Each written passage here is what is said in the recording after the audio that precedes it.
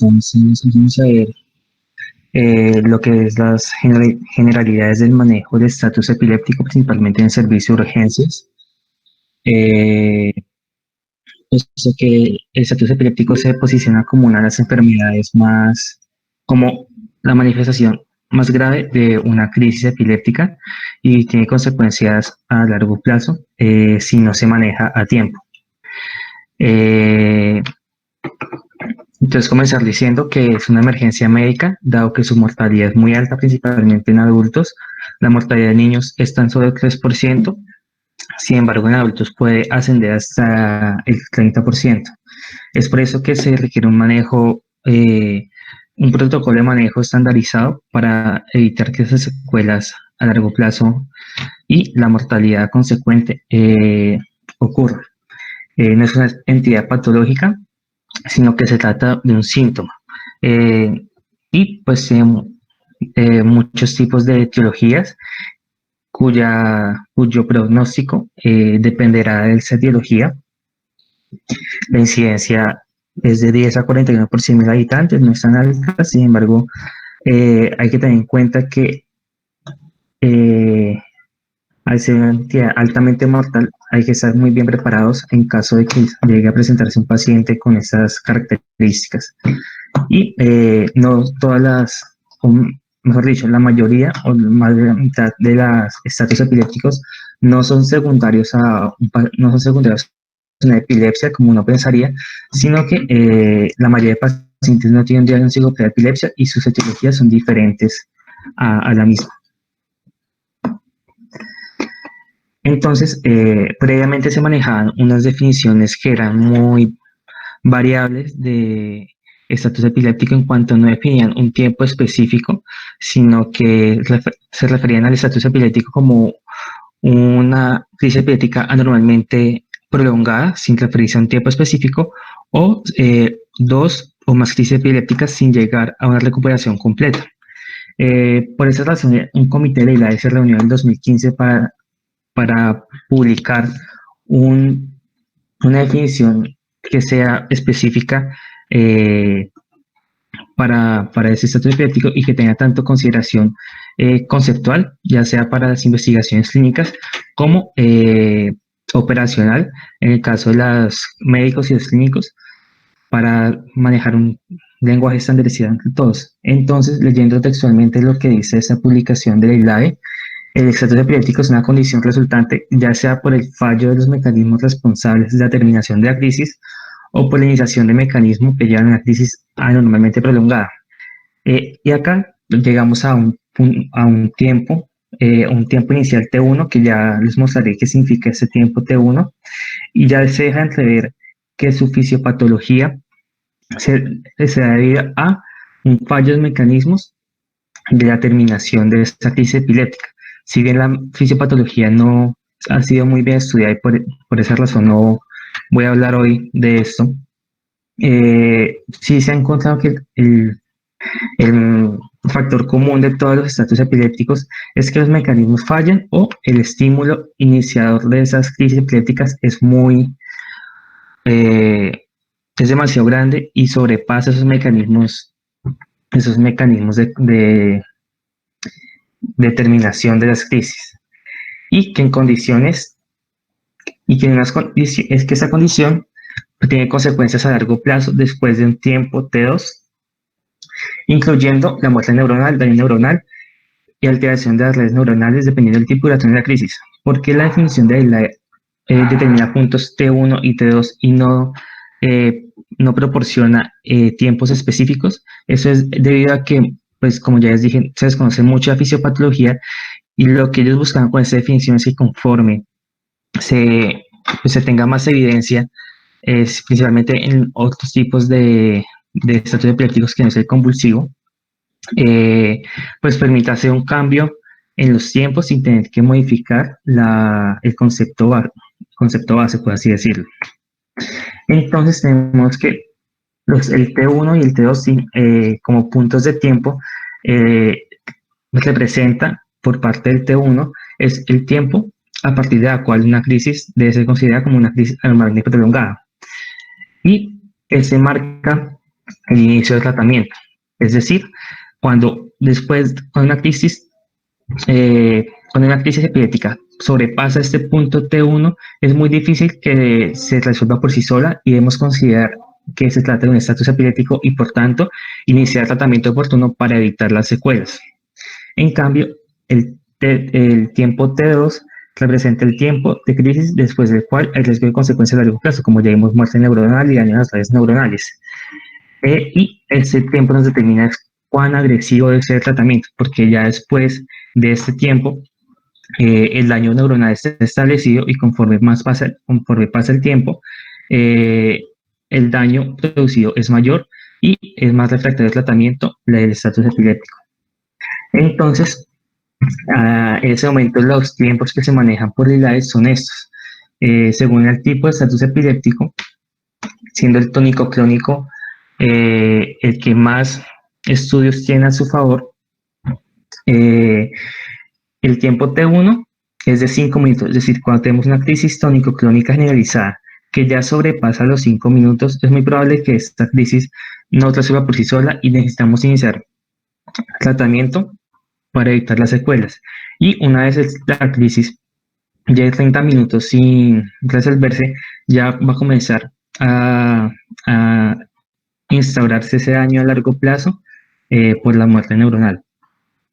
En cuanto al estatus epiléptico focal con alteración del estado de conciencia, se tiene que el tiempo T1 es de 10 minutos y el tiempo T2 es mayor a 60 minutos. Vemos que los rangos de tiempo son un poco más amplios porque digamos que ocasiona menos daño, pero igualmente requiere ser tratado. En cuanto a las crisis de ausencia, un estado epiléptico de ausencia, se tiene muy poca evidencia respecto a lo que serían estos tiempos. Sin embargo, se establece que de los 10 a 15 minutos de una crisis de ausencia ya se debe considerar como un estatus epiléptico y por tanto debe ser manejado. Dado que es la clínica la que más tiene estudio y la que más se presenta en el servicio de urgencias, pues esta charla va encaminada al manejo de esa en específico. Y otra definición que hay que tener en cuenta es lo que se trata del estatus epiléptico refractario. Ese estatus epiléptico refractario tiene dos conceptos, el concepto temporal y el concepto farmacológico. Una vez se cumpla cualquiera de los dos, podemos decir, de criterios, estaríamos hablando de un estatus epiléptico refractario. Entonces, en el concepto temporal tenemos que cuando esta crisis persiste por más de 60 a 90 minutos después de iniciar la terapia, debemos considerarlo como un estatus epiléptico refractario y por tanto requiere un manejo más agresivo. Y el concepto farmacológico, si esta crisis persiste después del tratamiento adecuado tanto con benzodiazepinas como fármacos de segunda línea, también se considera un estatus epiléptico refractario. ¿Qué significancia clínica tiene un estatus epiléptico refractario? Que muy pocos responden a las terapias anticonvulsivantes usuales y la mayoría requiere, como ya veremos más adelante, manejo en UCI con el uso de anestésicos. Para el estatus epiléptico, la ILAE en ese mismo año publica su clasificación, la cual es un poco compleja debido a que digamos que presenta 4 ejes de clasificación que según ellos debería hacerse en todos los casos idealmente, sin embargo a veces no es posible, ya sea por faltas de insumos como es o personal capacitado como es en el caso de la correlación con el electroencefalograma. Sin embargo, la semiología y la edad son 2 ejes a clasificar que digamos que se deben hacer en todos los pacientes que llegan a urgencias, ya que no presentan mayor dificultad. En la semiología la ILAE lo que hace es clasificarlo básicamente con esos 2 criterios, cuando hay un predominio de la sintomatología motora o una ausencia de la sintomatología motora o según el grado de alteración de la conciencia. Entonces, acá en esta tabla que nos presenta los ejemplos de cómo se clasificaría según la semiología de la crisis epiléptica, tenemos que sería A cuando presenta los síntomas motores prominentes. Entonces, vemos como cuando son convulsivas y generalizadas, clasifica como A1A o A1B cuando comenzó desde un inicio focal. Como ven, es una clasificación un poco compleja y realmente no tiene implicación directa en las guías de manejo pues, de estatus epiléptico. La etiología, como ya demostré también un poquito más adelante, son 100, casi, sí, son demasiadas etiologías.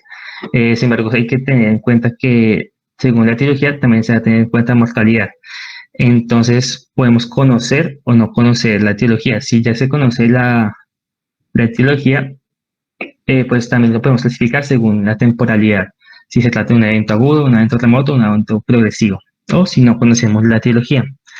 En cuanto al electroencefalograma, tenemos que ver todos esos criterios, como la ubicación, el nombre de patrón, la morfología, las características según el tiempo, la modulación y el efecto de intervención. Pero eso me lo voy a saltar porque realmente no sé mucho de electroencefalograma y no es como una herramienta que se tenga muy a menudo en los servicios de urgencias de niveles pues, más bajos. Y según la edad se puede clasificar en neonatal, infancia, niñez, adolescencia y ancianos. Bueno, acá tenemos una lista muy superficial de las etiologías. Como vemos, pueden ser desde cerebrovasculares hasta intoxicaciones por alcohol, por trauma, por displasias cromosómicas, desórdenes metabólicos. Son demasiadas las causas que pueden causar estos estatus epilépticos. Y acá otra carita más chiquita de otro artículo, esta es de Lancet, que nos hace una correlación entre eh, las diferentes etiologías y su potencial mortalidad, eh, como lo es un evento cerebrovascular como primera causa de un evento agudo y con una mortalidad alta que es hasta el 33%, y vemos que en las crónicas también eh, las bajas dosis de antipiréticos en sangre en pacientes ya previamente diagnosticados con epilepsia, que presenta la más, digamos que la causa de más frecuencia en ese grupo de pacientes, sin embargo, tiene una mortalidad muy baja, de tan solo el 4%. Como bien nos decía Sebastián, estas bajas concentraciones de antiepilépticos en sangre ya puede ser porque el paciente no posee el medicamento por dificultades en el trámite de la EPS, porque por alguna razón se la dejó tomar o porque se le cambió el laboratorio del medicamento, puede ocasionar que el medicamento en sangre, las concentraciones de medicamento circulante bajen y puedan desencadenar en un estatus epiléptico. Tumores también o eventos cerebrovasculares antiguos también pueden ocasionar eh, un estatus epiléptico con una mortalidad significativa. La abstinencia del alcohol, tumores idiopáticos, pues como vemos las etiologías son múltiples, sin embargo siempre hay que intentar buscar una etiología a partir de la historia clínica del paciente para así determinar si se requiere un manejo específico de esta causa desencadenante.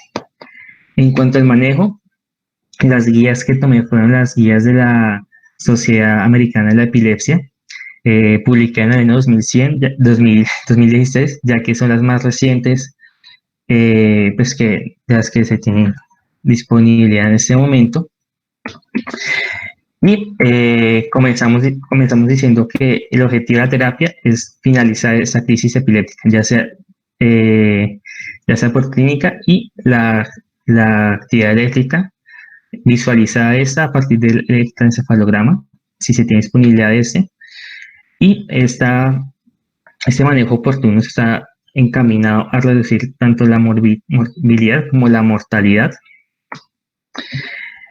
Y esta guía no hace discriminación entre niños y adultos, ya que se basan en, pues, lo que argumenta es que la fisiopatología de estas enfermedades y los efectos farmacológicos tienen el mismo, como que el mismo mecanismo fisiológico y farmacológico tanto en niños como en adultos, por lo cual el manejo no debe cambiar entre estos dos grupos poblacionales. Entonces, este protocolo de manejo inicia desde la casa, como vemos en esta primera fase o fase de estabilización. Aún no se ha instaurado como tal un, un estatus epiléptico, sino que se trata inicialmente de una crisis convulsiva en un paciente que puede ya haber previamente tenido antecedente o se presenta por primera vez. Dentro de esta fase lo que se busca inicialmente es la estabilización del paciente, ya sea por el personal médico o personal paramédico del ABCD, con la vía aérea, la ventilación, la circulación y pues el examen neurológico. Se debe monitorizar, se debe cuantificar el tiempo desde el inicio de la crisis y monitorizar los signos vitales, medir el oxígeno, ponerle cánula nasal y si hay alteración ventilatoria, pues considerar si el paciente requiere intubación orotraqueal. Un electrocardiograma también habla acá y principalmente en ámbitos hospitalarios, una glucometría para, ya que la hipoglucemia puede ser causa de un estatus de una crisis convulsiva. En caso de que la glucosa esté baja, pues refieren administrar 100 miligramos de tiamina IV a los adultos y 50 mililitros de dextrosa en agua del 50%. En los niños solo dextrosa según su edad, acá están las dosis que ellos recomiendan. Y pues intentar obtener un acceso venoso y sus paraclínicos de electrolitos, cuadro hemático, perfil toxicológico, y si el paciente venía tomando previamente drogas anticonvulsivantes, pues pedir unos niveles de fármaco en sangre. Cuando, si la crisis convulsiva no para después de los 5 minutos, ya tenemos una fase inicial de terapia. Entonces, la aproximación inicial de esos pacientes siempre debe ser una benzodiazepina. Acá nos presentan 3 dosis, que se puede usar cualquiera de las 3 según la disponibilidad que se tiene. La literatura refiere que el lorazepam tiene una efectividad mayor que el diazepam. Sin embargo, en Colombia no se encuentra disponible el lorazepam en presentación intravenosa, sino que solo se encuentra en presentación vía oral. Sin embargo, una guía colombiana del 2012 igual lo recomendaba, pero a tener en cuenta es que siempre el primer aproximamiento a un paciente con estatus epiléptico es darle la benzodiazepina que se tenga a la mano. Acá están también las dosis. Digamos, el midazolam se tiene que dar intramuscular, 10 miligramos para pacientes mayores a 40 kilogramos y 5 miligramos para pacientes de 3 a 40 kilogramos, una sola dosis. El lorazepam, como ya dije, no está intravenoso en Colombia, o el diazepam intravenoso, 0.15 a 0.2 miligramos kilogramos dosis, máximo 10 miligramos de dosis. También nos da alternativas en caso de que no se cuenten con ninguno de los fármacos arriba, como es el fenobarbital intravenoso, el diazepam vía rectal y el midazolam por vía intranasal. Una vez se suministra el antibiótico, se espera hasta los 20 minutos para que el medicamento haga su efecto y si no, se vuelve a reevaluar el paciente. Si a los 20 minutos no ha cesado la actividad, la crisis convulsiva, se consideran los medicamentos de segunda dosis, que generalmente se tratan de anticonvulsivantes. Entonces, la más recomendada es la fosfenitoína, con una dosis de 20 miligramos por kilogramo, con una dosis máxima de 1500 miligramos. También tenemos la alternativa del ácido valproico o el de diracetam. Y pues se evalúa otra vez durante 20 minutos para, para ver cómo evoluciona el paciente. Una claridad que se me ha olvidado saber es que esos medicamentos, tanto las benzodiazepinas como algunos anticonvulsivantes, tienen un efecto secundario de depresión respiratoria. Por tanto, si bien es baja, conforme se proporcionan junto a otros medicamentos, por interacción medicamentosa, este riesgo de presión respiratoria puede aumentar, por lo cual siempre que se proporcionen esos medicamentos debe tenerse a la mano un carro de paro en caso de que el paciente presente depresión respiratoria y requiera, por tanto, intubación orotraqueal. El fenilbarbital también está como medicamento de segunda línea, sin ninguno de los medicamentos arriba escritos se presenta. Bueno,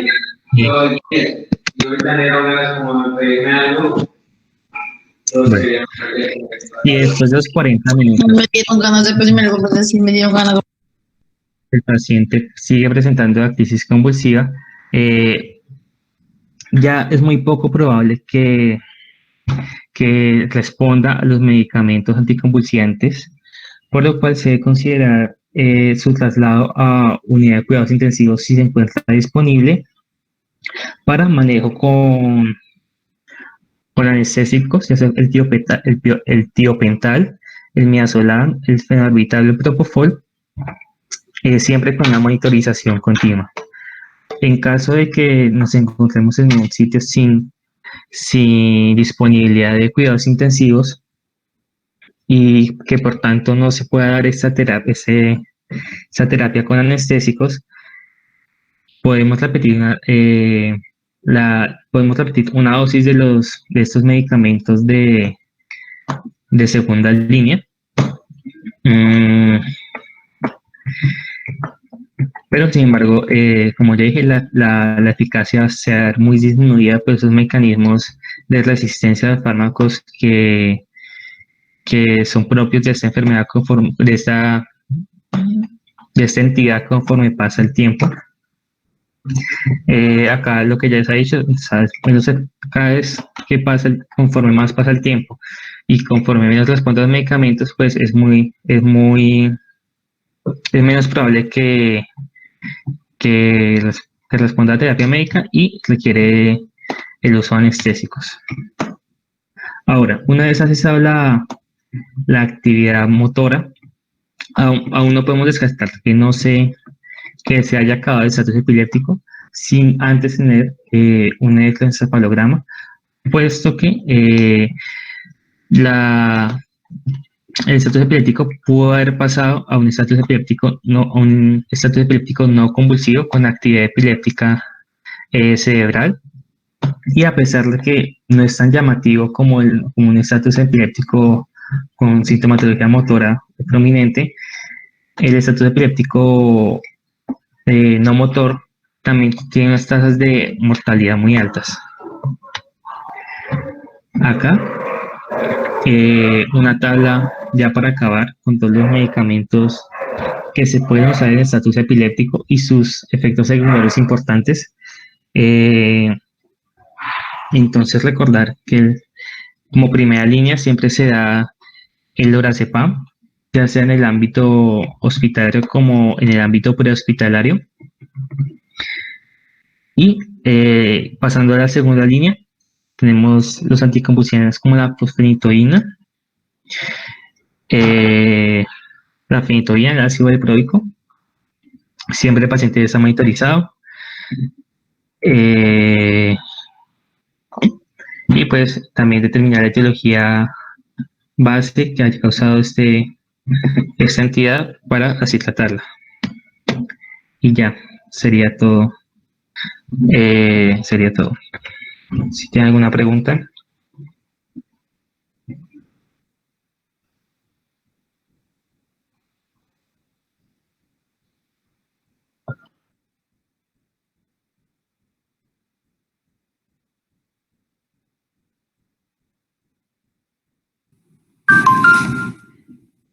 Bueno, agradecemos a Sebastián y Andrés por la charla que nos han dado el día de hoy.